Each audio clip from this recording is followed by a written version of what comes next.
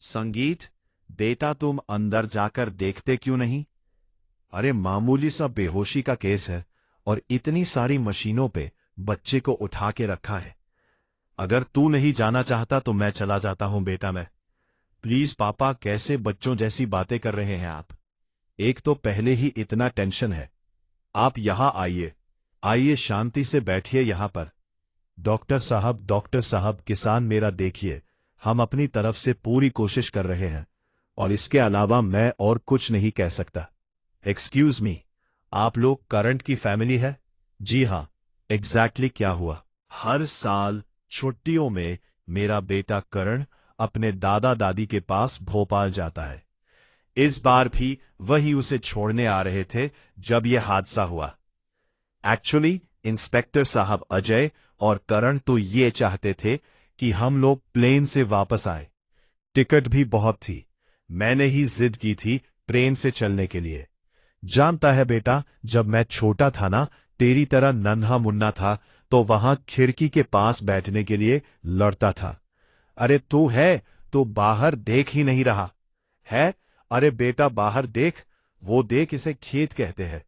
और करण, ये देख, ये देख, ये नदी है। दादू वो नदी नहीं, नाला है, नाला। अरे वाह दादू तो बुद्धू बन गए। अरे मैं तो देख रहा था पगले कि तुझे कितनी अक्ल है। बहुत इंटेलिजेंट है, बहुत इंटेलिजेंट है। हाँ लो सेब कॉपी, दो दो ये लो। कुछ तो गड़बड़ है, बोलना। इसकी शक्ल देखकर ही मैं समझ गई थी कि इसे पोटी आई है। बेचारा 3 बार टॉयलेट जाकर आया मगर फिर भी पोटी नहीं हुई। और आप हो कि उसे वो नदी और पक्षी दिखा रहे हो। जाओ बेटा, पोटी जाके आओ ना। मैं आप दोनों से बात ही नहीं करूंगा। ऐसा थोड़ी ना कहते हैं। ऐसा कहता है कि करण को टॉयलेट जाना है और वो जा नहीं सकता। क्यों भाई, आप दोनों मेरा मजाक उड़ा रहे हो? मैं आप दोनों से बात ही नहीं करूंगा और ना ही कुछ खाऊंगा। पर बेटा एक बात बताओ, जब तुम 3 बार गए तो किया क्यों नहीं? आदू, आपको पता है ना ट्रेन का टॉयलेट कितना गंदा है, और उधर तो सीट भी नहीं है और ट्रेन ऐसे ऐसे ऐसे हिल रही है। अच्छा खासा प्लेन का टिकट बुक कराया था। आप भी ना हमेशा, अरे भाई, भारत भ्रमण का मजा जो ट्रेन में है वो प्लेन में कहाँ है? और करण को भी तुझे तो देखना चाहिए ना। क्यों बेटा, जो अपनापन ट्रेन में है वो तुम्हारे प्लेन में कहाँ है? क्या हुआ? कंट्रोल कर रहा हूं। अरे बेटा, जब मैं भी बच्चा था ना तो मुझे भी ये प्रॉब्लम होती थी। हाँ, मैं तुझे एक ट्रिक बताता हूं। चल चल आजा को। नहीं, अरे आओ मेरा बच्चा, ले बच्चा ले। चलो लो, चलो चलो चलो, दादू के साथ चलेंगे चलेंगे चलेंगे चलेंगे। है अंकल, एकदम सही बोल रहे हैं। आंटी, मतलब जिसने इंडिया के ट्रेन से सफर नहीं किया वो क्या जिंदगी देखा? मतलब यहां कैसे बोले तो एकदम फैमिली जैसा लगता है ना, एटमॉस्फेयर। आपको पता है मैंने काफी सारे दोस्त बना लिए ऐसे ट्रेन के सफर में। बड़ा डिफरेंट होता है ट्रेन का सफर। चुक चुक गाड़ी चुक। हे दादी दादी, मुझे एप्पल दादू, वो देखो एक आदमी गराज में खड़ा है, फटे कपड़े पहनकर। अरे हाँ हाँ, खड़ा तो है, देखो कैसा खिलखिला रहा है। 20 नंबर, हाँ आपका दे दो। संगीत, जल्दी खिलाओ ना दादी। अरे ये तो मैंने देखा ही नहीं। अरे वाह, लीजिए, आप लोग लीजिए। आप खाओ, आप खाओ। खाने के बाद तो मीठा लगेगा ना। अरे मेरे पास है ना, ये खीर है। अरे अंकल जी, क्या वो पानी जैसा खीर खाएंगे अंकल? ये घर के देसी घी के बने लड्डू है, हमारी मौसी के हाथ के। खाएंगे तो मजा आ जाएगा। देखिए लीजिए। हाँ बेटा, आप भी लो। Thank you uncle. Thank you aunty ji. ओ अंकल, उठिए, स्टेशन आ गया है। कंबल चाहिए। हम बेहोशी में सोते ही गए थे। सारी ट्रेन खाली हो चुकी थी। करण के मुंह से झाग निकल रहा था। सारा सामान गायब था। ये सब मेरी वजह से हुआ। एक अजनबी पे भरोसा कर लिया था मैंने, और देखिए बदले में उसने हमें क्या दिया। सारा परिवार इधर बितर हो गया मेरा। मेरा करंट अंदर मशीनों के सहारे पड़ा। उस आदमी का नाम याद है आपको? अरे, नाम पूछा होता है इंस्पेक्टर, तब तो याद रखता है ना। उसका बर्थ नंबर याद है, वो याद है। जिंदगी एक यात्रा है, एक जर्नी है, पर सरल सपाट सड़क नहीं। कहीं उबड़ खाबड़, कहीं हिचकोले, कहीं कच्ची, कहीं पक्की, और कभी कभी तो ऐसे मोड़ आ जाते हैं कि अगर आप सतर्क ना रहे तो सीधे खाई में जा गिर रहे, या फिर सामने से आती तेज रफ्तार गाड़ी से ही टकरा जाए। 8 साल का करण भी एक यात्रा पर निकला था।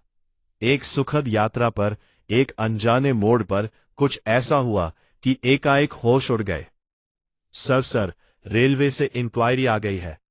ये देखिए, इसी आईडी से उसने ऑनलाइन टिकट बुक किया था सर। सुनील दीक्षित पनवेल। कौन है? सुन ले, दीक्षित कहाँ है? वो तो साहब अंधेरी गया है। उधर कोई तो इंटरव्यू ऐसा बोल के गया मेरे को। क्यों साहब, कोई गड़बड़ हुआ क्या? कुछ किया क्या वो? भोपाल क्या करने गया था? भोपाल भी इंटरव्यू के लिए ही गया था। उधर मौसी भी रहती है ना, तो बोला कि दोनों काम हो जाएगा। बहुत इंटरव्यू देता है ना। अंधेरी कब गया? क्या लगता है वो तुम्हारा? मेरा आदमी लगता है साहब। अंधेरी आज सुबह गया। बोला कि भोपाल का नौकरी तो जमा नहीं उतना, लेकिन इधर का नौकरी जरूर जमेगी। बहुत खुश था साहब, और किधर से तो जुगाड़ करके 25,000 भी लेके गया है। नंबर 2 उसका। नंबर 2 है 99 the number you have called करली स्विच्ड ऑफ सर। ये नंबर तो स्विच्ड ऑफ है। वो सब उसका। ना फोन का बैटरी चार्ज नहीं हो पाया था, इसके लिए बंद आ रहा होगा, और वो ट्रेन में भी चार्ज नहीं कर पाया। फिर घर में भी तो 2 मिनट के लिए आया ना, तो उतनी ही देर चार्ज किया। वो अंधेरी में कहाँ गया वो बोल के नहीं गया। मेरे को उसका फोन आया तो हमें बताना, और तुम दोनों शहर छोड़ के जाने की कोशिश मत करना हो सर। चल, कुछ लोगों को सिविल में यहां रख दो। 24 घंटे नजर रखो इन पे। उसका फोन ट्रैक करो, सर्वेलेंस पे डाल दो, पड़ोसी से ही पता करो। कुछ ना कुछ तो मिलेगा। Okay sir. अपराध की तस्वीर चाहे कितनी ही घिनौनी क्यों ना हो, लेकिन अपराधी का चल, उसका नकाब। संगीत, बेटा तुम अंदर जाकर देखते क्यों नहीं? अरे, मामूली सा बेहोशी का केस है, और इतनी सारी मशीनों पे बच्चे को उठा के रखा है। अगर तू नहीं जाना चाहता तो मैं चला जाता हूं बेटा। मैं प्लीज पापा, कैसे बच्चों जैसी बातें कर रहे हैं आप? एक तो पहले ही इतना टेंशन है। आप यहां आइए, आइए, शांति से बैठिए यहां पर। डॉक्टर साहब, किसान मेरा देखिए, हम अपनी तरफ से पूरी कोशिश कर रहे हैं, और इसके अलावा मैं और कुछ नहीं कह सकता। एक्सक्यूज मी, आप लोग करंट की फैमिली है? जी हाँ। एग्जैक्टली क्या हुआ? हर साल छुट्टियों में मेरा बेटा करण अपने दादा दादी के पास भोपाल जाता है। इस बार भी वही उसे छोड़ने आ रहे थे जब यह हादसा हुआ। एक्चुअली इंस्पेक्टर साहब, अजय और करण तो ये चाहते थे कि हम लोग प्लेन से वापस आए।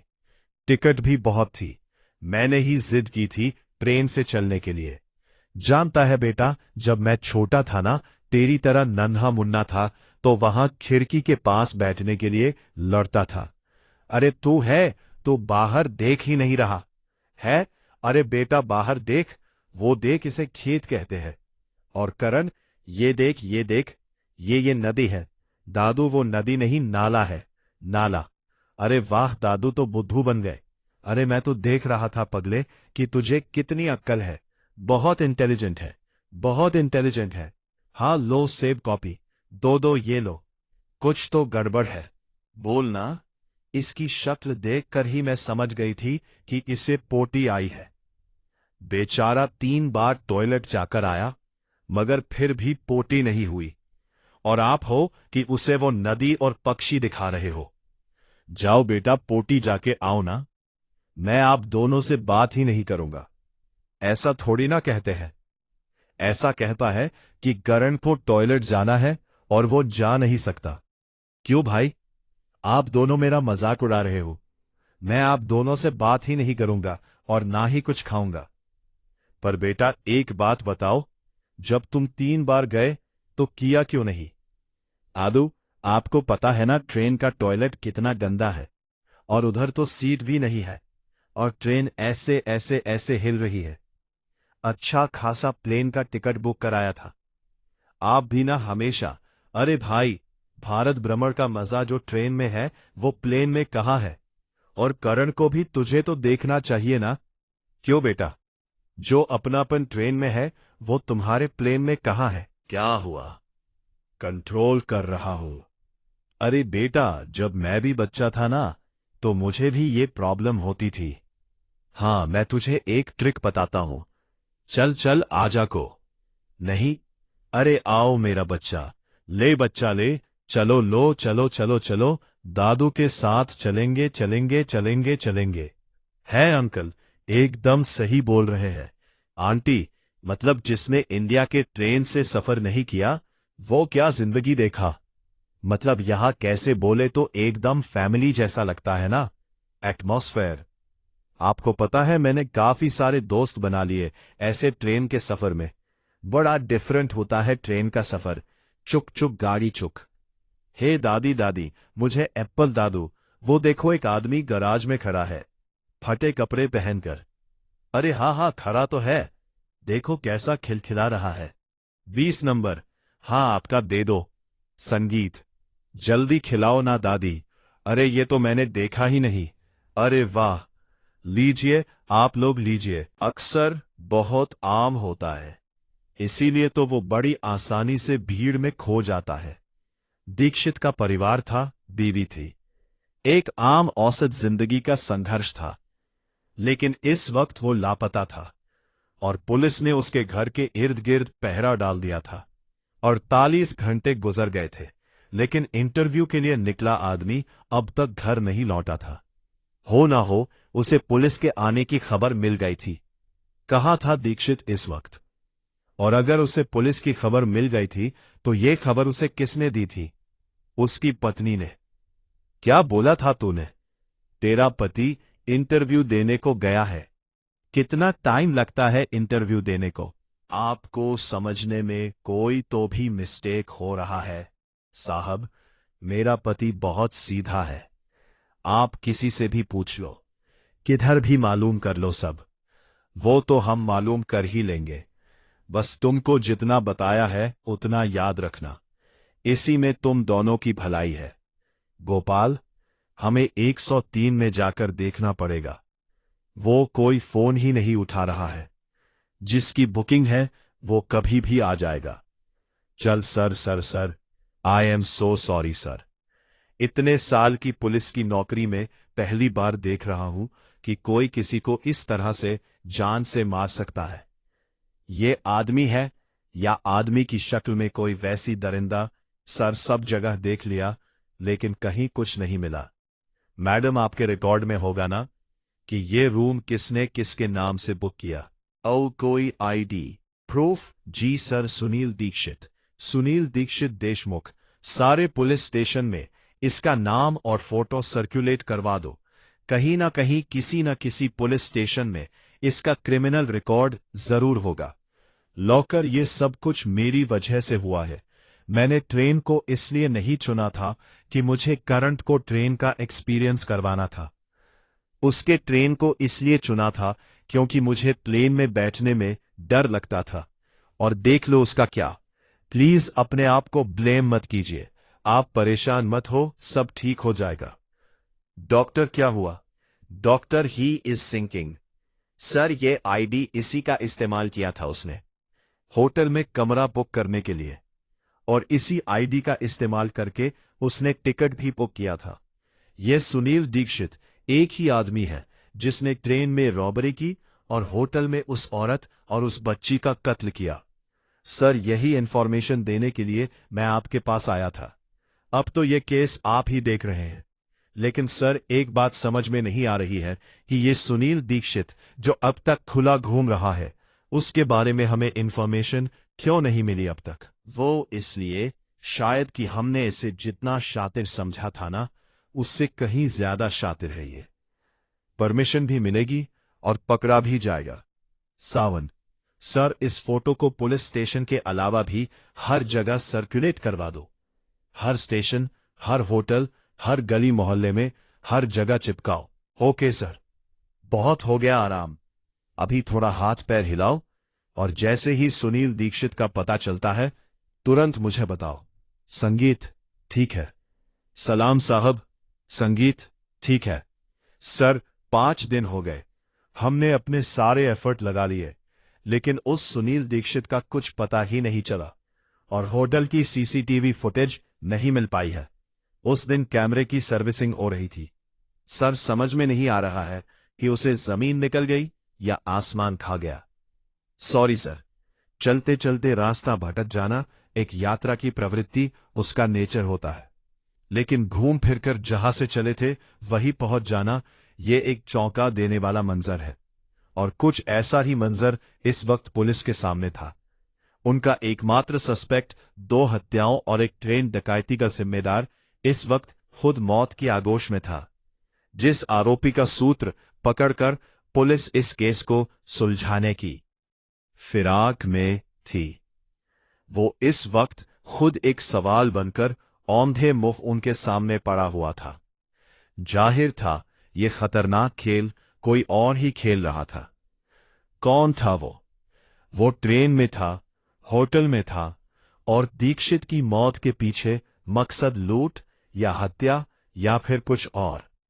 लेकिन इन तीनों वारदातों में कुछ तो एक जैसा था। पिछले दोनों बार की तरह इस बार भी सब कुछ सेम है। इस बार भी बॉडी के पास से कुछ नहीं मिला है। ना फोन, ना आईडी, ना पर्स, कोई सामान नहीं है सर। सीसीटीवी फुटेज चेक करो। इसके होटल बुक करने से सर, रूम जाने तक, कौन गया कौन आया, सब ओके सर। एम्बुलेंस बुला लो, ओके सर। ये देखिए सर, ये रूम पता है सुनील दीक्षित के नाम से नहीं सर। सुनील दीक्षित नहीं, ये रूम विलासराव पाटिल के नाम से रजिस्टर्ड था। ये देखिए उसका आईडी जो उसने दिया था। Sir, okay sir. विलासराव कौन है? मिस विलासराव पाटिल। क्या बात है। अब ये बता कि मुंबई के 2 स्टार होटल में क्या कर रहा था तू, और ये भी बता कि तू सुनील दीक्षित को कैसे और कब से जानता है। मैं किसी सुनील दीक्षित को नहीं जानता, और मुंबई में होटल में मैं रूम क्यों बुक करूं? मेरे बहुत सारे रिश्तेदार हैं वहां पे। रिश्तेदारी पूछने के लिए नहीं आए। दीक्षित को होटल पे क्यों बुलाया था? उसका खून क्यों किया? और बिजली के तार से लोगों को मारने का तरीका कहां से सीखा तुमने? अब सीधी तरह से मुंह खोलेगा, हम खुलवाएंगे तो ज्यादा तकलीफ होगी। काहिले? आप क्या बोल रहे हैं? मुझे कुछ समझ में नहीं आ रहा। आप किस दीक्षित की बात कर रहे हैं? और ये 2 स्टार होटल का नाम मैं पहली बार सुन रहा हूं। तुम्हारी आईडी है ना? इसी आईडी से होटल बुक किया था। अब क्या बोले यार, याद नहीं आ रहा? लेके चलो इसको। चल। 1 minute, 1 minute, 1 minute, 1 minute, 1 minute, 1 minute. Inspector, अभी अभी मुझे सब कुछ याद आया। 2 महीने पहले मैं भोपाल से पुणे आ रहा था। तो क्या काम करते हैं भाई साहब आप पुणे में? हाँ, मेरा बिजनेस है। अच्छा, हम किस चीज का? गारमेंट्स का। अच्छा। अरे गारमेंट्स का तो रनिंग बंदा है एकदम। चलते हैं, अभी ऊपर नीचे होता ही रहता है। अरे भाई साहब, दौड़ता है गारमेंट्स तो। नहीं, मैं भी अपना ये बिजनेस करने का सोच रहा था। अच्छा। हे 40 के 4, 40 के 4 संतरे संतरे। अरे संतरे वाला, ओ संतरे वाला, इधर इधर। 40 के 4, 40 के 4 संतरे। 4 लूट रहे हो तुम पब्लिक को। अरे साहेब, इतना माल महंगा आ रहा है। आगे से बारिश नहीं हुआ ना, संतरा ही नहीं है मार्केट में। चलो 4 दो, ये लो। आओ घूम के देता हूं पैसों। 40 के 4, 40 के 4, 40 के आप ही लीजिए। नहीं नहीं आप। अरे लीजिए लीजिए, मैं लेता हूं। अरे लीजिए ना। संगीत। बाद में मैं उठा तो मेरा सर बहुत भारी था। फिर मैंने देखा तो मेरी घड़ी, मेरी अंगूठी, पॉकेट, मेरी आईडी, मेरा पूरा सामान गायब था। यहां तक कि उसने मेरा मोबाइल का चार्जर तक नहीं छोड़ा। फिर ट्रेन से उतरकर मैंने जाकर मेरे सामान की एफआईआर दर्ज करवाई। संगीत अगले कुछ दिनों तक बिना पुलिस को बताए कहीं नहीं जाऊंगी। क्रॉस चेक करो इसको। इसके घर के बाहर भी एक कांस्टेबल सिविल में लगवा दो। 24 घंटे निगरानी रखो। Okay sir. और सर, अगर विलास राव उस 2 स्टार होटल में गया होगा तो वहां के सीसीटीवी फुटेज में वो जरूर दिखेगा। मैं तो ये सोच रहा हूं कि अगर विलास राव सच बोल रहा है तो ये जो भी है उसकी प्लानिंग की एक बात तो एकदम साफ है। पहले किसी को बेहोश करता है, फिर उसका आईडी और सामान चुराता है, और उसके बाद उसी आईडी के सहारे दूसरे शिकार को ढूंढता है। सर, ये जो भी है बहुत ही शातिर है। अभी तक उसने अपना कोई भी निशान नहीं छोड़ा और हमें दूसरों में उलझा के रखा है ताकि हम इस तक पहुंच ही ना पाए। मुजरिम चाहे जितना भी शातिर हो, कोई ना कोई निशान जरूर छोड़ता है। बस हमें उसे पहचाने, उस तक पहुंचने तक की देर होती है। किसी चौराहे पर खड़े इंसान के लिए कभी कभी ये तय करना मुश्किल हो जाता है कि वो किस दिशा में जाए, खासकर तब जब उसके पास कोई मानचित्र, कोई मैप ना हो। 2 स्टार होटल में संजय दीक्षित की लाश मिलने के बाद पुलिस की तहकीकात चौरस्ते पर खड़ी नजर आई, लेकिन विलास राव के यूआईडी गार्ड ने उस तहकीकात के लिए एक नया रास्ता खोल दिया। लेकिन इतना तय था कि अपराधी एक प्रीमेडिटेड यानी कि पूर्व नियोजित प्लान से अपराध कर रहा था। पहले लूट, फिर हत्या, फिर विक्टिम की आइडेंटिटी का इस्तेमाल और फिर फरार। अब पुलिस के सामने एक ही चुनौती थी, इससे पहले कि यह प्लान एक बार फिर से सफल हो। एक हत्या और एक लूट फिर सामने आए, अपराध और अपराधी पर कानून की नकेल कस दी जाए। सर, हमने होटल के सारे सीसीटीवी फुटेजेस चेक कर लिए हैं। उसमें विलास राव कहीं नहीं दिखा। इसका मतलब कि वह सच बोल रहा है सर, कि दीक्षित और विलास राव दोनों के फोन से कोई इंफॉर्मेशन मिली? नहीं सर, हमने दोनों के मोबाइल के आईएमआई नंबर टेलीकॉम कंपनी को दे दिए हैं। लेकिन सर, जब से चोरी हुई है तब से इन दोनों का मोबाइल अभी तक ऑन ही नहीं हुआ है। मैं 58 साल का बूढ़ा इंसान जो दुनिया के सारे सुख दुख देख चुका है, और दूसरी तरफ 8 साल का करण, मेरा पोता, जो अपनी जिंदगी के लिए लड़ रहा है। भगवान मेरी करण को बचा ले, लेकिन ये कि सदा उसे मत दो, उसे बचा लो। चाहे तो मेरी जिंदगी ले लो भगवान, मेरी जिंदगी ले लो, करण को बचा दो। पापा प्लीज अपने आप को कोसना बंद कर दीजिए। ये बहुत मुश्किल घड़ी है, संभालिए अपने आप को। हमें एक बात बतानी थी आप लोग को। कहिए सर। जिसे हम क्रिमिनल समझ रहे थे, सुनील दीक्षित, जो आप लोगों के साथ उस दिन ट्रेन में भी था, जिसके साथ आप लोगों ने खाना शेयर किया था, उसका मर्डर हो गया है। और ये मर्डर भी उसी व्यक्ति ने किया है जिसने आप लोगों को भी बेहोशी की दवा दी। अक्सर बहुत आम होता है, इसीलिए तो वो बड़ी आसानी से भीड़ में खो जाता है। दीक्षित का परिवार था, बीवी थी, एक आम औसत जिंदगी का संघर्ष था। लेकिन इस वक्त वो लापता था और पुलिस ने उसके घर के इर्द गिर्द पहरा डाल दिया था। 48 घंटे गुजर गए थे, लेकिन इंटरव्यू के लिए निकला आदमी अब तक घर नहीं लौटा था। हो ना हो उसे पुलिस के आने की खबर मिल गई थी। कहाँ था दीक्षित इस वक्त? और अगर उसे पुलिस की खबर मिल गई थी तो ये खबर उसे किसने दी थी? उसकी पत्नी ने। क्या बोला था तूने? तेरा पति इंटरव्यू देने को गया है। कितना टाइम लगता है इंटरव्यू देने को? आपको समझने में कोई तो भी मिस्टेक हो रहा है साहब। मेरा पति बहुत सीधा है, आप किसी से भी पूछ लो, किधर भी मालूम कर लो, सब वो तो हम मालूम कर ही लेंगे। बस तुमको जितना बताया है उतना याद रखना, इसी में तुम दोनों की भलाई है। गोपाल, हमें 103 में जाकर देखना पड़ेगा। वो कोई फोन ही नहीं उठा रहा है। जिसकी बुकिंग है वो कभी भी आ जाएगा। चल sir, I am so sorry sir. इतने साल की पुलिस की नौकरी में पहली बार देख रहा हूं कि कोई किसी को इस तरह से जान से मार सकता है। ये आदमी है या आदमी की शक्ल में कोई वैसी दरिंदा? सर, सब जगह देख लिया लेकिन कहीं कुछ नहीं मिला। मैडम, आपके रिकॉर्ड में होगा ना कि ये रूम किसने किसके नाम से बुक किया? ओ, कोई आईडी प्रूफ? जी सर, सुनील दीक्षित। सुनील दीक्षित देशमुख। सारे पुलिस स्टेशन में इसका नाम और फोटो सर्कुलेट करवा दो। कहीं ना कहीं किसी न किसी पुलिस स्टेशन में इसका क्रिमिनल रिकॉर्ड जरूर होगा। लॉकर, ये सब कुछ मेरी वजह से हुआ है। मैंने ट्रेन को इसलिए नहीं चुना था कि मुझे करंट को ट्रेन का एक्सपीरियंस करवाना था। उसके ट्रेन को इसलिए चुना था क्योंकि मुझे प्लेन में बैठने में डर लगता था। और देख लो उसका क्या। प्लीज अपने आप को ब्लेम मत कीजिए। आप परेशान मत हो, सब ठीक हो जाएगा। डॉक्टर, क्या हुआ? Doctor, he is sinking. Sir, ये आईडी इसी का इस्तेमाल किया था उसने होटल में कमरा बुक करने के लिए, और इसी आईडी का इस्तेमाल करके उसने टिकट भी बुक किया था।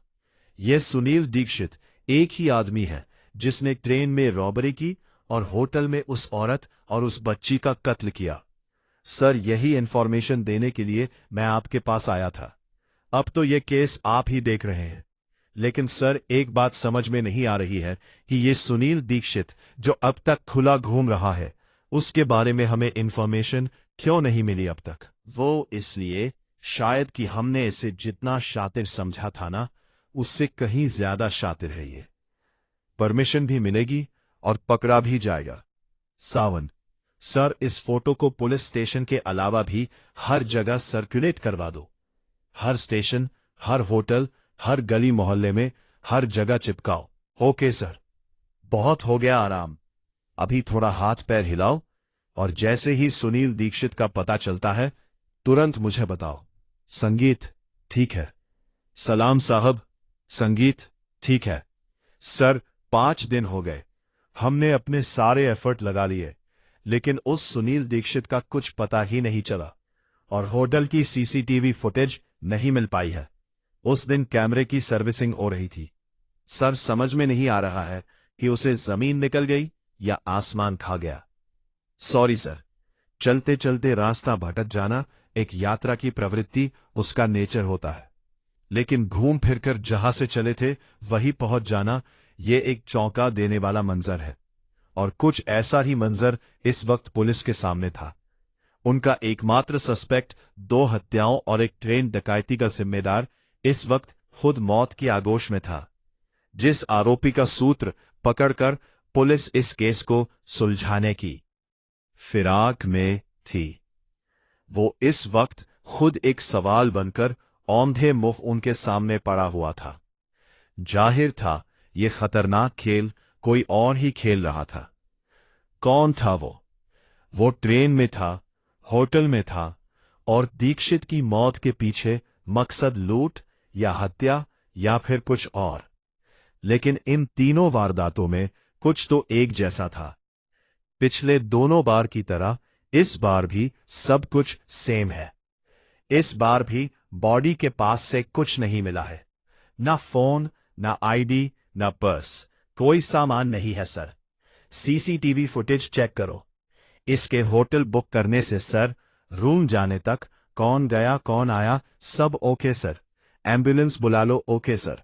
ये देखिए सर, ये रूम पता है सुनील दीक्षित के नाम से नहीं सर। सुनील दीक्षित नहीं, ये रूम विलासराव पाटिल के नाम से रजिस्टर्ड था। ये देखिए उसका आईडी जो उसने दिया था। Sir, okay sir. विलासराव कौन है? मिस विलासराव पाटिल। क्या बात है? अब ये बता कि मुंबई के 2 स्टार होटल में क्या कर रहा था तू, और ये भी बता कि तू सुनील दीक्षित को कैसे और कब से जानता है। मैं किसी सुनील दीक्षित को नहीं जानता, और मुंबई में होटल में मैं रूम क्यों बुक करूं? मेरे बहुत सारे रिश्तेदार हैं वहां पे, रिश्तेदारी पूछने के लिए नहीं आए। दीक्षित को होटल पे क्यों बुलाया था? उसका खून क्यों किया? और बिजली के तार से लोगों को मारने का तरीका कहां से सीखा तुमने? अब सीधी तरह से मुंह खोलेगा, हम खुलवाएंगे तो ज्यादा तकलीफ होगी। काहिले आप क्या बोल रहे हैं? मुझे कुछ समझ में नहीं आ रहा। आप किस दीक्षित की बात कर रहे हैं? और ये 2 स्टार होटल का नाम मैं पहली बार सुन रहा हूं। तुम्हारी आईडी है ना? इसी आईडी से होटल बुक किया था। अब क्या बोले यार, याद नहीं आ रहा? लेके चलो इसको। चल। 1 minute, 1 minute, 1 minute, 1 minute, 1 minute, 1 minute. Inspector, अभी अभी मुझे सब कुछ याद आया। 2 महीने पहले मैं भोपाल से पुणे आ रहा था। तो क्या काम करते हैं भाई साहब आप पुणे में? हाँ, मेरा बिजनेस है। अच्छा, हम किस चीज का? गारमेंट्स का। अच्छा। अरे गारमेंट्स का तो रनिंग बंदा है एकदम। चलते हैं। अभी ऊपर नीचे होता ही रहता है। अरे भाई साहब, दौड़ता है गारमेंट्स तो। नहीं, मैं भी अपना ये बिजनेस करने का सोच रहा था। अच्छा। हे 40 के 4, 40 के 4 संतरे संतरे। अरे संतरे वाला, ओ संतरे वाला, इधर इधर। 40 के 4, 40 के 4 संतरे। 4 लूट रहे हो तुम पब्लिक को। अरे साहेब, इतना माल महंगा आ रहा है। आगे से बारिश नहीं हुआ ना, संतरा ही नहीं है मार्केट में। चलो 4 दो, ये लो। आओ घूम के देता हूं पैसों। 40 के 4, 40 के 4, 40 के आप ही लीजिए। नहीं नहीं आप। अरे लीजिए लीजिए, मैं लेता हूं। अरे लीजिए ना। संगीत। बाद में मैं उठा तो मेरा सर बहुत भारी था। फिर मैंने देखा तो मेरी घड़ी, मेरी अंगूठी, पॉकेट, मेरी आईडी, मेरा पूरा सामान गायब था। यहां तक कि उसने मेरा मोबाइल का चार्जर तक नहीं छोड़ा। फिर ट्रेन से उतरकर मैंने जाकर मेरे सामान की एफआईआर दर्ज करवाई। संगीत। अगले कुछ दिनों तक बिना पुलिस को बताए कहीं नहीं जाऊंगी। क्रॉस चेक करो इसको। इसके घर के बाहर भी एक कांस्टेबल सिविल में लगवा दो। 24 घंटे निगरानी रखो। Okay sir. और सर, अगर विलास राव उस 2 स्टार होटल में गया होगा तो वहां के सीसीटीवी फुटेज में वो जरूर दिखेगा। मैं तो ये सोच रहा हूं कि अगर विलास राव सच बोल रहा है तो ये जो भी है उसकी प्लानिंग की एक बात तो एकदम साफ है। पहले किसी को बेहोश करता है, फिर उसका आईडी और सामान चुराता है, और उसके बाद उसी आईडी के सहारे दूसरे शिकार को ढूंढता है। सर, ये जो भी है बहुत ही शातिर है। अभी तक उसने अपना कोई भी निशान नहीं छोड़ा और हमें दूसरों में उलझा के रखा है ताकि हम इस तक पहुंच ही ना पाए। मुजरिम चाहे जितना भी शातिर हो, कोई ना कोई निशान जरूर छोड़ता है। बस हमें उसे पहचाने, उस तक पहुंचने तक की देर होती है। किसी चौराहे पर खड़े इंसान के लिए कभी कभी ये तय करना मुश्किल हो जाता है कि वो किस दिशा में जाए, खासकर तब जब उसके पास कोई मानचित्र, कोई मैप ना हो। 2 स्टार होटल में संजय दीक्षित की लाश मिलने के बाद पुलिस की तहकीकात चौरस्ते पर खड़ी नजर आई, लेकिन विलास राव के यूआईडी गार्ड ने उस तहकीकात के लिए एक नया रास्ता खोल दिया। लेकिन इतना तय था कि अपराधी एक प्रीमेडिटेड यानी कि पूर्व नियोजित प्लान से अपराध कर रहा था। पहले लूट, फिर हत्या, फिर विक्टिम की आइडेंटिटी का इस्तेमाल और फिर फरार। अब पुलिस के सामने एक ही चुनौती थी, इससे पहले कि यह प्लान एक बार फिर से सफल हो। एक हत्या और एक लूट फिर सामने आए। अपराध और अपराधी पर कानून की नकेल कस दी जाए। सर, हमने होटल के सारे सीसीटीवी फुटेजेस चेक कर लिए हैं। उसमें विलास राव कहीं नहीं दिखा। इसका मतलब कि वह सच बोल रहा है सर, कि दीक्षित और विलास राव दोनों के फोन से कोई इंफॉर्मेशन मिली? नहीं सर, हमने दोनों के मोबाइल के आईएमआई नंबर टेलीकॉम कंपनी को दे दिए हैं। लेकिन सर, जब से चोरी हुई है तब से इन दोनों का मोबाइल अभी तक ऑन ही नहीं हुआ है। मैं 58 साल का बूढ़ा इंसान जो दुनिया के सारे सुख दुख देख चुका है, और दूसरी तरफ 8 साल का करण, मेरा पोता, जो अपनी जिंदगी के लिए लड़ रहा है। भगवान मेरी करण को बचा ले, लेकिन ये कि सदा उसे मत दो, उसे बचा लो। चाहे तो मेरी जिंदगी ले लो भगवान, मेरी जिंदगी ले लो, करण को बचा दो। पापा पापा प्लीज अपने आप को कोसना बंद कर दीजिए, ये बहुत मुश्किल घड़ी है, संभालिए अपने आप को। हमें एक बात बतानी थी आप लोग को। कहिए सर। जिसे हम क्रिमिनल समझ रहे थे, सुनील दीक्षित, जो आप लोगों के साथ उस दिन ट्रेन में भी था, जिसके साथ आप लोगों ने खाना शेयर किया था, उसका मर्डर हो गया है। और ये मर्डर भी उसी व्यक्ति ने किया है जिसने आप लोगों को भी बेहोशी की दवा दी। अक्सर बहुत आम होता है, इसीलिए तो वो बड़ी आसानी से भीड़ में खो जाता है। दीक्षित का परिवार था, बीवी थी, एक आम औसत जिंदगी का संघर्ष था। लेकिन इस वक्त वो लापता था और पुलिस ने उसके घर के इर्द गिर्द पहरा डाल दिया था। 48 घंटे गुजर गए थे, लेकिन इंटरव्यू के लिए निकला आदमी अब तक घर नहीं लौटा था। हो ना हो उसे पुलिस के आने की खबर मिल गई थी। कहाँ था दीक्षित इस वक्त? और अगर उसे पुलिस की खबर मिल गई थी तो ये खबर उसे किसने दी थी? उसकी पत्नी ने। क्या बोला था तूने? तेरा पति इंटरव्यू देने को गया है। कितना टाइम लगता है इंटरव्यू देने को? आपको समझने में कोई तो भी मिस्टेक हो रहा है साहब। मेरा पति बहुत सीधा है, आप किसी से भी पूछ लो, किधर भी मालूम कर लो, सब वो तो हम मालूम कर ही लेंगे। बस तुमको जितना बताया है उतना याद रखना, इसी में तुम दोनों की भलाई है। गोपाल, हमें 103 में जाकर देखना पड़ेगा, वो कोई फोन ही नहीं उठा रहा है। जिसकी बुकिंग है वो कभी भी आ जाएगा। चल sir sir sir, I am so sorry sir. इतने साल की पुलिस की नौकरी में पहली बार देख रहा हूं कि कोई किसी को इस तरह से जान से मार सकता है। ये आदमी है या आदमी की शक्ल में कोई वैसी दरिंदा? सर सब जगह देख लिया लेकिन कहीं कुछ नहीं मिला। मैडम आपके रिकॉर्ड में होगा ना कि ये रूम किसने किसके नाम से बुक किया? ओ कोई आईडी प्रूफ? जी सर, सुनील दीक्षित, सुनील दीक्षित देशमुख। सारे पुलिस स्टेशन में इसका नाम और फोटो सर्कुलेट करवा दो। कहीं ना कहीं किसी न किसी पुलिस स्टेशन में इसका क्रिमिनल रिकॉर्ड जरूर होगा।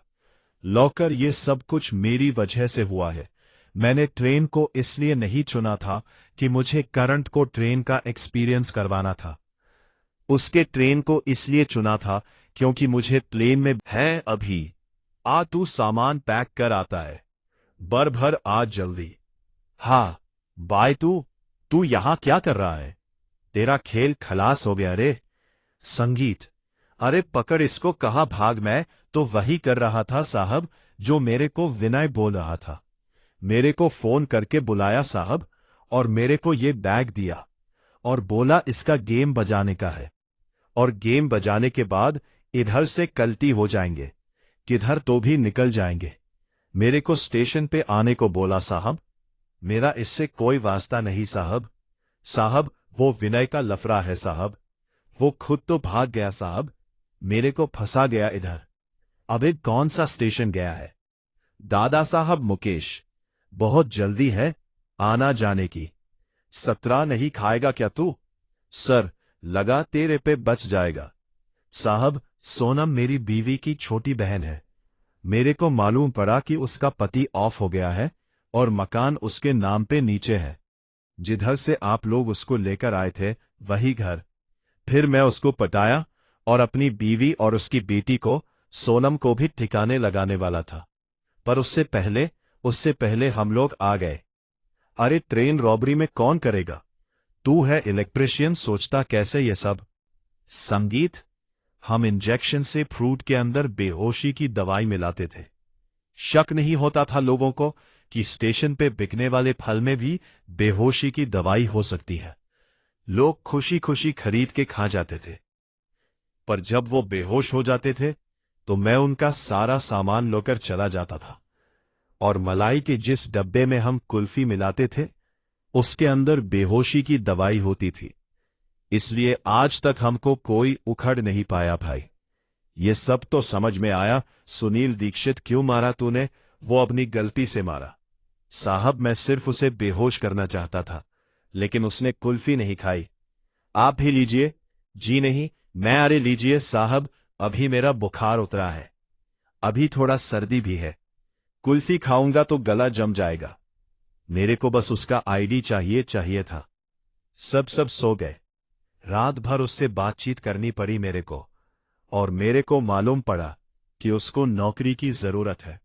और मैं उसको बोला कि होटल में 25,000 लेकर आजा तो मैं नौकरी करवा देगा। और अगले दिन मेरे बताए होटल में वो 25,000 लेकर आ गया।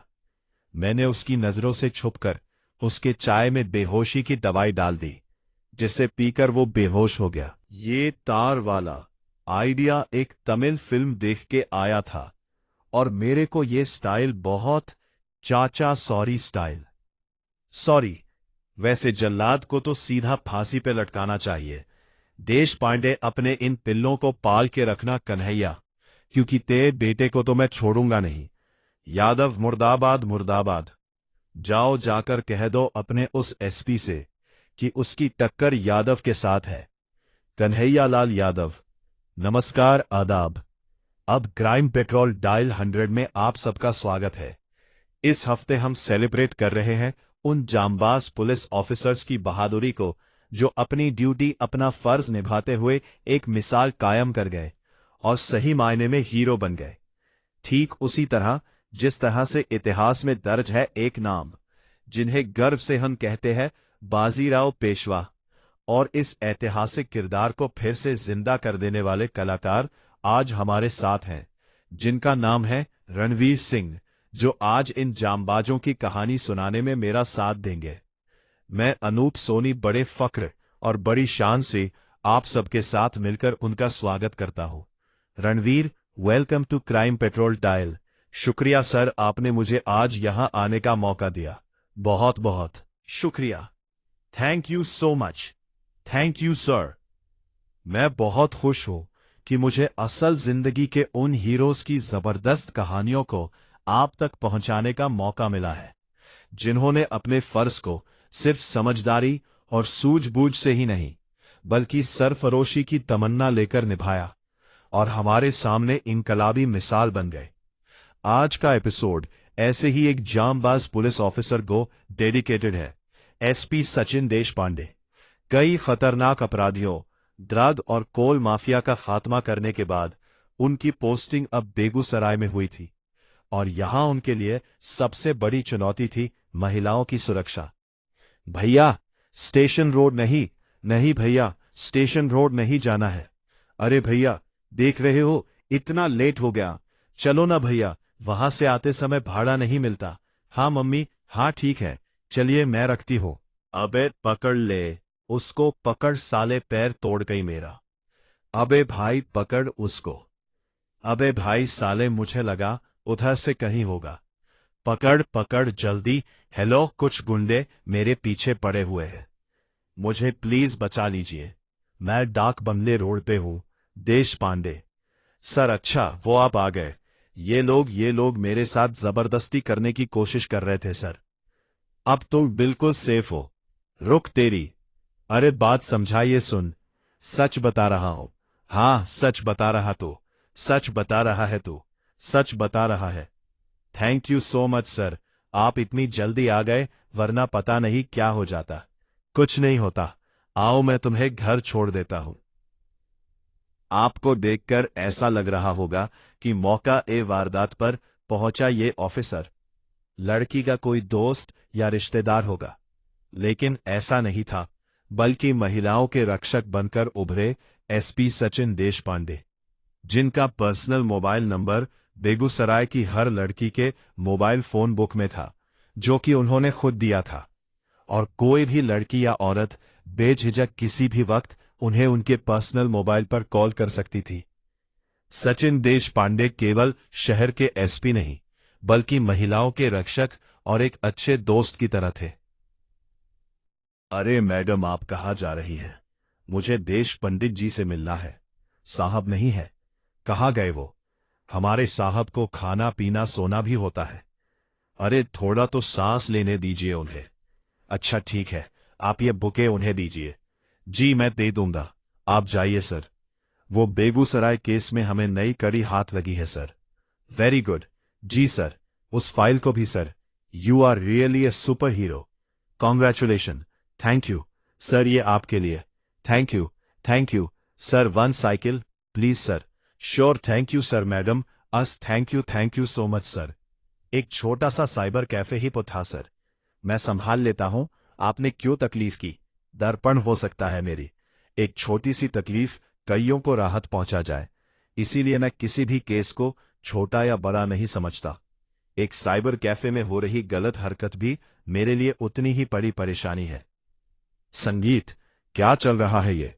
रंगीन फिल्म चल रही है। देख अंदर देख, सबको देख। दर्पण। नहीं नहीं, क्या क्या है ये? चल लाइन में लगाओ। माफ करना सर, आज के बाद ऐसा बिल्कुल नहीं होगा। चुप। अब दोबारा तेरे साइबर कैफे में ये सारी हरकतें होते देख लिया ना मैंने, तो तुझे भी ऐसी एक वीडियो में बिठा दूंगा मैं। नहीं होगा सर, बिल्कुल नहीं होगा। माफी मांगो, कर देता हूं। दोबारा ऐसा मत करना। सर एक बात समझ नहीं आई, आपने इन्हें वीडियो देखते पकड़ा भी लेकिन अरेस्ट नहीं किया। हम चाहते तो इन्हें अरेस्ट करके अच्छा सबक सिखा सकते थे सर। दर्पण, हम चाहने को बहुत कुछ कर सकते हैं, एंड डेफिनेटली हमें करना भी चाहिए। पर अगर मुजरिम सुधरना चाहता हो और उसका जुर्म ज्यादा बड़ा ना हो, तो उसे सुधरने का एक मौका देना चाहिए। यही इसकी जगह कोई ऐसा मुजरिम होता जिसने समाज को काफी नुकसान पहुंचाया होता, तो उसे मैं किसी भी हालत में जाने नहीं देता। हेलो देश पांडे सर, बहुत दिन से कोशिश कर रहे थे इन सबों को पकड़ने का। हम कौन से कॉलेज के हैं? ये एएन कॉलेज घर वालों को कवर कर दिया है। आते ही होंगे। खोलो सर। हवलदार। प्रशंसा। हाँ भाई सर, गलती हो गई सर। सर माफ कर दो सर, हम तो मस्ती कर रहे थे सर। सर हम तो मस्ती कर रहे थे सर। अरे चल तू हट, बाहर लेकर आई। ए चल चल। ना चल, खड़ा रहे। तुम सब कॉलेज के स्टूडेंट्स हो, इसीलिए छोड़ रहा हूं। एफआईआर नहीं कर रहा तुम्हारे खिलाफ, वरना करियर खत्म हो जाएगा एक एक का। पर तुम लोगों को वो सजा जरूर मिलेगी जो हर स्कूल कॉलेज के बच्चों को सुधारने के लिए दी जाती है। चलो उठ का पोएटक स्टार्ट करो। भाई शक्ल क्या देख रहा है? स्टार्ट कर। चलना, शर्म आ रही है। साहब क्या हुआ? ये राज हमारा बेटा, हमें फोन आया था। इसने कुछ बदमाशी की सर। लड़कियां छेड़ रहे थे ये तीनों। हम इन्हें लड़कियों की इज्जत करना सिखा रहे हैं। काश ये काम आपने घर पे सिखाया होता। साहब हम आपको पूरा भरोसा दिलाते हैं, आगे से इसकी कोई कंप्लेंट नहीं आएगी। प्लीज इसे छोड़ दीजिए। माफ कर दीजिए सर प्लीज। हम। गुप्ता जी। हाँ सर, छोड़ दीजिए इन्हें। जी सर। हे भैया, मुझे तुमसे बात करनी है। हाँ बोलो दीपक। आओ ना इधर, एक मिनट साइड में। और बताओ कैसी हो? मैं ठीक हूं, तुम बताओ। अरे प्रिया, मैंने तुम्हारी एक वीडियो देखी। क्या कमाल की एक्टिंग करती हो तुम। हाँ, लेकिन तुम्हारा जो कोर है ना, तुम्हें शूट नहीं कर रहा था। कौन सी वीडियो? वो स्किट कंपटीशन वाली ना? तुमने लास्ट ईयर की वीडियो देखी है? लास्ट ईयर वाली नहीं, लास्ट नाइट वाली स्किट। Last night? हाँ ये देखो। अरे प्रिया, तुम तो रोने लगी। अरे मैं दोस्त हूं तुम्हारा, कोई दुश्मन थोड़ी हूं जो वीडियो मैं सबको दिखा दूंगा। अरे मैं तो चाहता हूं ये दोस्ती कुछ और खास हो जाए। नहीं समझी? देखो प्रिया, मैं तुम्हारी ये वीडियो किसी को नहीं दिखाऊंगा, लेकिन एक शर्त पर। कैसी शर्त? शर्त यह है प्रिया कि मैं तुम्हारी मूवी के पार्ट 2 का हीरो बनना चाहता हूं। वही घर, वही वक्त, वही बिस्तर और वही तुम। बदलेगी तो सिर्फ एक चीज, तुम्हारा ही रुख। इसे धमकी समझो या सलाह, फैसला तुम्हें करना है। मैं तुम्हारा आज रात इंतजार करूंगा। क्या हुआ? क्या है प्रिया? शालिन, मुझे अभी दीपक मिला तो उसके पास हमारा खराब का वीडियो है। वीडियो? कैसा वीडियो? उसके पास हमारा एमएमएस है। शिट, जरूर साले ने घर में कैमरा लगाया होगा। मुझे लगा नहीं था कि वो ये भी कर सकता है, इसीलिए मैंने घर भी चेक नहीं किया। छोड़ो ना शालिन, वैसे भी गलती हमारी है कि हम उसके घर गए। वो मुझे ब्लैकमेल कर रहा है। वो चाहता है लिए। क्यों? मेरे माथे पे क्या सी लिखा है? जो तुम कहोगी मैं डिलीट कर दूंगा। देखो ना ये क्या बोल रहा है। प्रिया, अब वैसे भी एक रात में तुम्हारा क्या बिगड़ जाएगा? हाँ संगीत, शालिन, ये तुम क्या बोल रहे हो? अरे भाई, ठीक ही तो कह रहा हूं। भाई मैं तो कहता हूं कि मेरे दोस्त दीपक को तुम एक चांस दे ही दो। क्या पता ये मुझसे ज्यादा टैलेंटेड निकले। तुम उससे तो मैं कभी जिंदगी में नहीं मिलूंगी। तुम पे भरोसा करना मेरी जिंदगी की सबसे बड़ी भूल थी। अरे प्रिया, अपना वीडियो तो देख लो। देखो, अरे देखो तो सही, इतना अच्छा। संगीत, अगर मैंने इसे एक बटन दबाया ना, तो ये सब में फैल जाएगा है, और उसी से तुम्हारी बदनामी पक्की। अगर तुम यहां से बाहर निकली तो अपनी बदनामी भी साथ लेकर निकलोगी। अरे वाह शैलेंद्र, तू तो बहुत अच्छा दोस्त है यार। कमाल कर दिया यार आज तूने। है, चलो चलो डांस करते हैं थोड़ा सा। है, come on Priya, come on come on. संगीत, प्रशंसा, भार, प्रशंसा। भारान, देश पांडे स्पीकिंग। सर काश मैंने आपको पहले फेल किया होता। सब कुछ खत्म हो गया सर। कौन बोल रहा है? उन लोगों ने मेरे साथ हेलो हेलो सर, लोकेशन यही थी? हाँ सर, इसी लोकेशन से फोन आया था सर। और वो किसी प्रिया सिंह के नाम से रजिस्टर्ड है सर। इस प्रिया सिंह की सारी कॉल डिटेल्स मुझे चाहिए। तुम उधर जाके देखो, तुम वहां देखो और आसपास के सारे इलाकों में छान मारो। हो सकता है किसी ने उसे आसपास देखा हो। जी सर। इंस्पेक्टर साहब, मेरी बेटी प्रिया बहुत देर से घर नहीं आई। प्लीज उसे ढूंढिए। कितनी देर से नहीं लौटी? 7-8 घंटे हो गए सर। हमारी बेटी स्टेशनरी शॉप पे कुछ लेने के लिए गई थी, मगर अभी तक वापस नहीं आई। उसके पहले घर में कुछ हुआ था, जैसे लड़ाई झगड़ा। कहा सनी? नहीं, ऐसा तो कुछ नहीं हुआ था। प्रिया के फोटोग्राफ हमें दे दीजिए, हम उसे ढूंढ निकालेंगे। आज हम टेक्नोलॉजी की बात करते हैं, डिजिटल इंडिया की बात करते हैं। इंटरनेट और स्मार्टफोन के बगैर खुद को अपाहिज सा महसूस करते हैं। लेकिन हमारी यही जरूरतें अपराध का कारण भी बन सकती है। एमएमएस एक बहुत बड़ी समस्या है, और स्मार्टफोन का आविष्कार कई लड़कियों के लिए अभिशाप बन चुका है। हमारे बच्चे इसका शिकार ना बने, इसीलिए यह बहुत जरूरी है कि माँ बाप अपने बच्चों से बात करें और ध्यान रखें कि वह टेक्नोलॉजी का गलत उपयोग ना करें। प्रिया केस में भी ऐसा ही हुआ था, और बाकी लड़कियों की तरह उसने भी मुसीबत में सचिन देशपांडे को ही कॉल किया।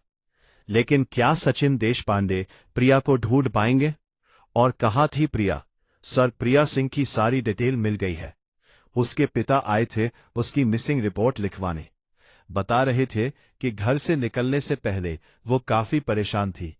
सर, हमने उसके फोन रिकॉर्ड्स भी चेक किए। किस किस से बात हुई थी प्रिया की? कोई ऐसा नंबर जिस पे और दिनों के मुकाबले ज्यादातर कॉल्स हुई हो? सर, ये 2 नंबर है जिनसे उसकी लगातार बातचीत होती रही है।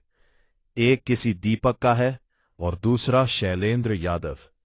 सर, ये शैलेंद्र यादव हमारे यहाँ के एमएलए कन्हैयालाल यादव का बेटा है। सर, हमने कुछ नहीं किया सर। सर, सच में कुछ नहीं किया सर।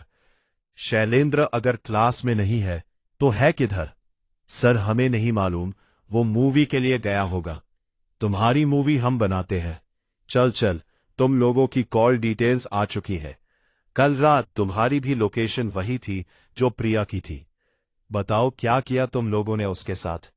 बोलो सर, हमने कुछ भी नहीं किया। नहीं सर, हमने कुछ नहीं पता। सर, मैंने कुछ नहीं किया।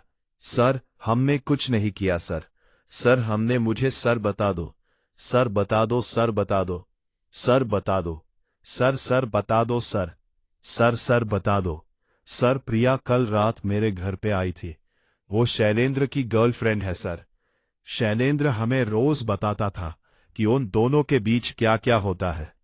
सर, इसलिए हम सब ने शैलेंद्र के साथ शर्त रखी थी कि वो उसे सपोज करे, और फिर हम सब ने उसके साथ सर प्रेम किया सर। सर, कहाँ मिलेगा शैलेंद्र? कॉलेज में सर फर्स्ट लेक्चर में मिला था। उसके बाद सर उसके बाद नहीं दिखा सर। हेलो सर, आपके बेटे से हमें पूछताछ करनी है। कैसे पूछताछ? देश पांडे, एक लड़की नहीं मिल रही है। प्रिया सिंह, वो आपके बेटे की गर्लफ्रेंड थी। आपके बेटे के करीबी दोस्तों ने बयान दिया है कि शैलेंद्र ने ही उसे अपने दोस्त के यहां बुलाया था, फिर उसके साथ गैंगरेप किया गया। हमें आपके घर की तलाशी लेनी है। सिर्फ कही सुनी बातों पर विश्वास करके तुम यहां तक चले आए। ये बात जानते हो ना कि ये अपोजिशन वाले एमएलए का नहीं बल्कि रूलिंग पार्टी के एमएलए कन्हैयालाल यादव का घर है। रूलिंग पार्टी के एमएलए का लड़का हो या रूलिंग पार्टी के सीएम का लड़का हो, देश पांडे गुनहगार को गुनहगार की नजर से देखता है। अगर आपने हमें उस तक पहुंचने से रोकने की कोशिश की तो मजबूरन हमें स्ट्रिक्ट एक्शन लेना होगा। हम नहीं जानते कि वो कहां है और हमको यह भी नहीं मालूम कि उसने क्या किया है। ये मेरा घर है और यहां पर सिर्फ मेरी मर्जी चलती है। एक बात याद रखना कन्हैया जी, मुजरिम को छुपाना भी एक जुर्म है, और अगर मुझे पता लगा कि आप अपने बेटे को बचाने की कोशिश कर रहे हैं तो मैं आपको भी कानून के कटघरे तक घसीट के ले जाऊंगा। देश पांडे वो मेरा बेटा है और इतनी आसानी से नहीं जाने दूंगा मैं उसे। पिल्लों को पाल के रखना कन्हैया, क्योंकि तेरे बेटे को तो मैं छोड़ूंगा नहीं, चाहे उसे पाताल से ही क्यों ना खोद के निकालना पड़े। इधर तू मेरे सालों की मेहनत बर्बाद करके रहेगा। देश पांडे आया था, धमकी देकर गया कि तुझे छोड़ेगा नहीं। अरे कोई प्रसाद की तरह अपनी गर्लफ्रेंड को बांटता है किसी को। पापा दिमाग घूम गया था। चुनौती थी, क्योंकि उनका मुकाबला किसी आम आदमी से नहीं बल्कि बाहुबली नेता से था, जो अपने बेटे को बचाने के लिए किसी भी सीमा तक को लांघ सकता था। लेकिन सचिन देशपांडे ने भी यह ठान लिया था कि वो इस केस से जुड़े सारे अपराधियों को सलाखों के पीछे भेजकर ही मानेंगे। पता नहीं प्रिया कहां और किस हालत में होगी। प्रिया का मिलना बहुत जरूरी है, वरना शायद अगली हियरिंग में इन लोगों को कोर्ट से बेल मिल जाए। दर्पण, पूरी पुलिस फोर्स को काम पर लगा लो। मुझे शैलेंद्र और प्रिया किसी भी कीमत पर चाहिए। नाकाबंदी करो, हर गाड़ी को चेक करो, गली नुक्कड़ सड़क किसी इलाके को मत छोड़ो। मैं किसी भी हालत में इन लोगों को छोड़ूंगा नहीं। सर, मैंने एमएलए यादव की सारी हिस्ट्री निकाल ली। काफी रंगीन कारनामे रहे हैं इसके। सर, इसका एक ड्राइवर है मोहन। इससे हमें पता चला है कि इसका एक मणिपुरा में एक कंस्ट्रक्शन वर्क है। वहीं पास ही में इसने एक रेस्ट हाउस बनवाया है, जहां ये अक्सर औरतों के साथ जाया करता है। सर, हो सकता है कि प्रिया को भी इन्होंने वही छुपा रखा हो। संगीत, ओए रुक, ओए एक उधर जाओ, रुक। संगीत अभी कुछ दिन पहले संदेहास्पद रूप से गायब हुई प्रिया पुलिस को आज मिल गई है। हम आपको याद दिला दें कि ये वही केस है जिसमें कि रूलिंग पार्टी के एमएलए कन्हैयालाल यादव के बेटे शैलेंद्र यादव का भी नाम आया है। ये केस शहर के एसपी देश पांडे के हाथ में है और आज खुद उन्होंने प्रिया को ढूंढ निकाला है। हम आशा करते हैं कि देश की बेटी प्रिया जल्द से जल्द ठीक हो जाए, क्योंकि इस केस में उनकी गवाही की बहुत जरूरत है। यादव मुर्दाबाद, मुर्दाबाद। नहीं चलेगी, नहीं चलेगी। पांडे जिंदाबाद, जिंदाबाद। अखिल यादव मुर्दाबाद, मुर्दाबाद। गली गली में चोर है, अखिल यादव चोर है। प्रिया इस वक्त ज्यादा कुछ कहने की हालत में नहीं है। प्रिया ने ही मुझे बताया कि शैलेंद्र यादव ने उसके भरोसे का फायदा उठाकर उसे दीपक के फ्लैट पर बुलाया था। उन्होंने उसका एमएमएस बनाया और उसे मजबूर किया वहां आने के लिए। उन लोगों ने एक एक करके प्रिया के साथ रेप किया। फिर उसके बाद शैलेंद्र ने भी उसके साथ रेप किया। जिस वक्त प्रिया ने मुझे ये सब कुछ फोन पर बताना चाहा, उस वक्त शैलेंद्र के पिता एमएलए कन्हैयालाल यादव के लोगों ने उसे वहां से उठाया और अपने रेस्ट हाउस ले गए। लगा कि प्रिया उनके लिए एक बड़ा खतरा बन चुकी है। तब उन लोगों ने उसको मारने की कोशिश भी की। अभी प्रिया की हालत में सुधार है, लेकिन अभी वो हॉस्पिटल से डिस्चार्ज नहीं हो सकती। अभी भी हम उसके फाइनल स्टेटमेंट का इंतजार कर रहे हैं। सर, आपके हाथ अभी तक चले नहीं लगा। ऐसा क्यों? क्या आप अभी भी किसी पॉलिटिकल प्रेशर में हो? खाकी पर खादी कभी भी भारी नहीं पड़ सकती। मैं किसी भी पॉलिटिकल प्रेशर में नहीं हूं। मैं किसी भी हालत में शैलेंद्र को ढूंढकर कोर्ट के सामने पेश करूंगा। कहे थे पहले कि मार दो उसको। अब भक्तों खुद तो जाओगे ही जाओगे, साथ साथ में हमारा भी राजनीतिक करियर स्वाहा कर दोगे तो क्या हो गया? राजनीति क्या आपको बेटे से ज्यादा प्यारी है? वैसे भी हमारा बेटा जवान हो गया है और जवानी में अक्सर गलतियां हो जाती है। आप भी तो अभी तक गलतियां करते आए हैं और बचते आए हैं, तो मेरा बेटा क्यों नहीं बच सकता? मेरा बेटा जेल नहीं जाएगा, वो 2 टके की लड़की के लिए। कन्हैया लाल और शैलेंद्र का खेल खत्म हो चुका था और ये बात सचिन देश पांडे जानते थे, क्योंकि प्रिया जो बयान कोर्ट में देने वाली थी उससे पूरा केस साफ हो जाता और उसके बाद कन्हैया लाल और शैलेंद्र दोनों का बच पाना मुश्किल था। सर, सब खत्म हो गया। कुछ खत्म नहीं हुआ प्रिया, तुमने एक बहुत बड़ी जंग जीती है। तुम्हारी वजह से उन बाप बेटों का सच दुनिया के सामने आया है, पर जंग अभी खत्म नहीं हुई है। तुम्हें कोर्ट में सबके सामने उन जानवरों के खिलाफ गवाही देकर उन्हें सलाखों के पीछे पहुंचाना है। Thank you so much sir, मेरी जान बचाने के लिए, वरना मुझे तो लगा था वो लोग मुझे मार ही देंगे। नहीं प्रिया, सॉरी मुझे बोलना चाहिए। उस रात काश मैं उस इलाके के इतना करीब होता कि समय रहते तुम्हें बचा पाता। हमारी लाख कोशिशों के बावजूद कन्हैया लाल और शैलेंद्र जैसे लोग समाज में खुलेआम घूम रहे हैं। बहुत कुछ बदलना चाहता हूं, पर बदल नहीं पा रहा हूं। मुझे आप पर पूरा भरोसा है सर। सर, वो बाइक वाले आदमी ने प्रिया को गोली मार दी।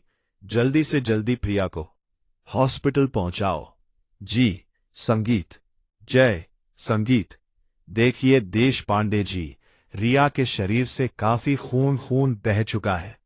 हम ओ नेगेटिव ब्लड अरेंज कर रहे हैं। डॉक्टर साहब, आप ब्लड क्यों अरेंज कर रहे हैं? आई एम ओ नेगेटिव, आप मेरा ब्लड ले लीजिए। गुड, आइए। प्रिया आईसीयू में है सर, क्या प्लीज आप आ सकते हैं सर? सर, शायद हो सकता है हमें उसका बयान मिल जाए, क्योंकि उसका बयान मिलना बहुत जरूरी है, तभी प्रिया को इंसाफ मिल पाएगा।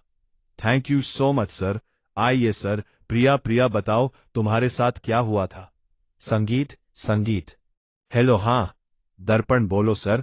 हमारे कुछ कांस्टेबल जो एमएलए यादव के घर पे नजर टिकाए बैठे थे, उन्होंने यादव के घर पे कुछ हलचल नोटिस की है। सर, उन्होंने रिपोर्ट किया है कि यादव के घर से कुछ काले शीशे वाली गाड़ियां निकली। सर, मुझे लगता है कि ये शैलेंद्र को बचाने का प्लान है। जब तक इसको अपने किए की सजा नहीं मिल जाती, घर से बाहर तो क्या, मैं इसे नर्क में भी नहीं जाने दूंगा। प्रशंसा। नीचे खोलो, शीशा खोलो। मारा। क्या हुआ इंस्पेक्टर? सर, हमारे पास ऑर्डर है आपकी गाड़ी चेक करने के। नहीं सर, कुछ नहीं मिला। कहां हुआ? कुछ मिला? नहीं मिला ना? तो जाओ जाकर कह दो अपने उस एसपी से कि उसकी टक्कर यादव के साथ है, कन्हैयालाल यादव। अरे बहुत एसपी देखे हैं, उसके जैसे हमने बहुत आए और चले गए, हमारा कुछ नहीं बिगाड़ सके कोई। सर, ये यादव तो बहुत चालाक निकला, खुद गाड़ी लेके निकला है ताकि हमें चकमा दे सके। फिर भी आपके ऑर्डर के हिसाब से हमने 2 कांस्टेबल छोड़ दिए उसके घर पे नजर टिकाने के लिए। उन कांस्टेबल्स को बोलो कि वो आराम करे, क्योंकि ये शैलेंद्र नाम का चूहा किसी और ही बल से निकला है। क्या देवेश, बीवी को लेकर कहाँ जा रहा है? मिलवाएगा नहीं? अरे भाग चल। हाँ भाग। रुक जा शैलेंद्र, रुक तू चले। अरे कम से कम फत तो उठाओ। अरे पापा देश के पीछे लगा, पापा निवेश को तो ढेर कर दिया। मैं भी नहीं छोड़ेगा। शैलेंद्र रुक शैलेंद्र रुक जा, मेरे को गोली मार दूंगा। शेर यादव मुर्दाबाद में चोर है, शेर यादव चोर है, शेर यादव चोर है। हम बदमा नहीं चलेगी। नहीं, लड़की को शेयर कर, दोस्तों को शेयर करेगा। चल तुझे नंगा करके ले चलता हूं। चल, प्रिया ने मुझे खुद बयान देकर कहा है कि उसके साथ जो भी घटना हुई वो शैलेंद्र यादव के इशारे पर हुई। उस रोज खुद शैलेंद्र ने उसे दीपक के घर पर बुलाया, जहां पर इन सारे लड़कों ने मिलकर उसके साथ बलात्कार किया। शैलेंद्र यादव ने प्रिया का अश्लील वीडियो भी बनाया। ये कोर्ट शैलेंद्र यादव, दीपक और उनके बाकी सारे साथियों को प्रिया के साथ बलात्कार करने पर आईपीसी की धारा 376 के तहत 5-5 साल की सजा सुनाती है। इन लोगों ने प्रिया का एमएमएस बनाकर उसे ब्लैकमेल करने की कोशिश भी की। इसके लिए आईपीसी की धारा 252 के तहत इन्हें 3-3 साल की सजा सुनाई जाती है। शैलेंद्र यादव और कन्हैया लाल यादव, इन दोनों ने प्रिया को जान से मारने की कोशिश की। इसके लिए आईपीसी की धारा 307 के तहत दोनों को 2-2 साल की सजा सुनाती है। यह अदालत प्रिया के साथ हुई घटना पर अपनी संवेदना व्यक्त करती है। तो आखिरकार प्रिया को इंसाफ मिला। एसपी देशपांडे ने जिस चुस्ती और फुर्ती से इस केस को सॉल्व किया है, उसी चुस्ती और फुर्ती से कोर्ट ने आज अपना फैसला सुनाया। प्रिया के सम्मान को एसपी देशपांडे ने आज फिर से वापस दिलाया। आशा है कि प्रिया जल्द से जल्द रिकवर करे और एक आम जिंदगी की फिर से शुरुआत करे। एक्सक्यूज मी प्रिया, कैसी हो प्रिया? मैं ठीक हूं सर। सर, आपका एहसान मैं कभी नहीं भूल सकती। आपने मुझे मेरा सम्मान वापस दिलाया है। संगीत: सर जय हिंद, जय हिंद, जय हिंद सर, जय हिंद। सर, हमने सुना है आपने यहां से ट्रांसफर ले लिया। सर, पूरे डिपार्टमेंट, पूरे शहर के दिल में आपने एक आग पैदा कर दी। वो आग जिससे यादव जैसे लोग जलकर खाक हो गए। अब आप इन सबको छोड़कर जाना चाहते हैं।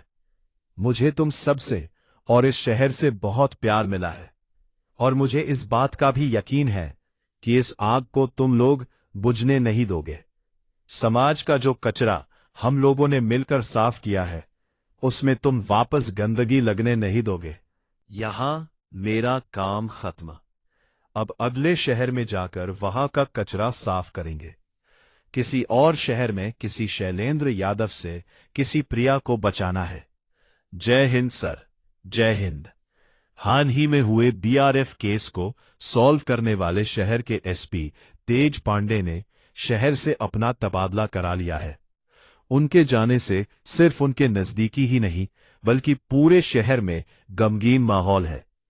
अब देखना यह है कि जिस शहर में उनका तबादला हुआ है, बहुत कम ऑफिसर सचिन देशपांडे जैसे होते हैं, जो अपने आप में एक मिसाल होते हैं। अगर प्रिया के पास सचिन देशपांडे का नंबर नहीं होता, तो शायद उसके और उसके साथ हुए अपराध के बारे में पता ही नहीं लगता। आज हम वुमेन्स एम्पावरमेंट की बात करते हैं, नारी शक्ति के नारे लगाते हैं, लेकिन सिर्फ बोलने से बात नहीं बनती, और सचिन देशपांडे ने ये बात साबित कर दी। मेरी नजर में वो एक सच्चे रियल लाइफ हीरो है, और ऐसे ही एक हीरो की कहानी लेकर मैं आ रहा हूं 18 दिसंबर को आपके नजदीकी सिनेमा हॉल में। देखना मत भूलिएगा बाजीराव मस्तानी, जिसमें आप मुझे देखेंगे पेशवा बाजीराव के रूप में। अब मुझे इजाजत दीजिए, नमस्कार। ये थी क्राइम पेट्रोल डायल 100 के रियल लाइफ हीरोज के स्पेशल वीक की पहली कहानी। कल आपसे फिर मुलाकात होगी एक और जांबाज ऑफिसर की कहानी के साथ। Crime patrol dial 100 Ranveer Singh को उनकी आने वाली फिल्म बाजीराव मस्तानी के लिए ढेर सारी शुभकामनाएं देता है। आपसे फिर मुलाकात होगी। तब तक अपना और अपने परिवार का ख्याल रखें और देखते रहे क्राइम पेट्रोल डायल 100, सबक एक को सीख हम सबको। जय हिंद। क्राइम पेट्रोल्स के और भी दिलचस्प कहानी देखने के लिए हमारे चैनल को सब्सक्राइब करें और बेल आइकॉन दबाना ना भूलें। चुनौती थी, क्योंकि उनका मुकाबला किसी आम आदमी से नहीं, बल्कि बाहुबली नेता से था, जो अपने बेटे को बचाने के लिए किसी भी सीमा तक को लांघ सकता था। लेकिन सचिन देशपांडे ने भी यह ठान लिया था कि वो इस केस से जुड़े सारे अपराधियों को सलाखों के पीछे भेजकर ही मानेंगे। पता नहीं प्रिया कहां और किस हालत में होगी। प्रिया का मिलना बहुत जरूरी है, वरना शायद अगली हियरिंग में इन लोगों को कोर्ट से बेल मिल जाए। दर्पण, पूरी पुलिस फोर्स को काम पर लगा लो। मुझे शैलेंद्र और प्रिया किसी भी कीमत पर चाहिए। नाकाबंदी करो, हर गाड़ी को चेक करो, गली नुक्कड़ सड़क किसी इलाके को मत छोड़ो। मैं किसी भी हालत में इन लोगों को छोड़ूंगा नहीं।